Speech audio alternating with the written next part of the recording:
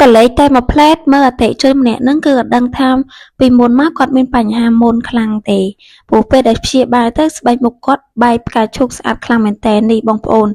ស្បែកមុខគាត់ពីមុនណាមានប្រភេទមុនបែបហ្នឹងអញ្ចឹងបងប្អូនអ្នកខ្លះដែលកំពុងតែជួបបញ្ហាមុនដូចបងប្រុសអាចមកទទួលស្វាកម្មបានជាមួយនឹងឈុត 10D គឺធានាជូន 100% តែម្ដងនេះគឺជាស្បែកមុខរបស់គាត់ពីមុនណាបងប្អូនមានមុនកប់សាច់ហើយនឹងស្នាមហើយជាប្រភេទខ្ទុះមួយផងដែរអញ្ចឹងសម្រាប់បងណាដែលគាត់មានបញ្ហាមុខកើតមុនរកកន្លែងព្យាបាលអត់ជាអត់បាត់បងប្អូនអាចកលេចមកមជ្ឈមណ្ឌលត្រេកខំរបស់យើងបានមានគ្រប់ខេត្តគ្រប់ក្រុងហើយនេះគឺជាស្បែកមុខបងប្រុសដែលគាត់ទទួលស្វាកម្មព្យាបាលមួយឈុតហើយគឺស្បែកមុខគាត់សភ្លឺមាត់ទលងបែកផ្កាឈូកចេញពីខាងក្នុងស្អាតខ្លាំងមែនតើចាព័ត៌មានលម្អិតបងប្អូនចង់ព្យាបាលមុខអាចឆាតចូលក្នុង Page តាមរយៈលេខទូរស័ព្ទឬក៏តាម Telegram បានអរគុណ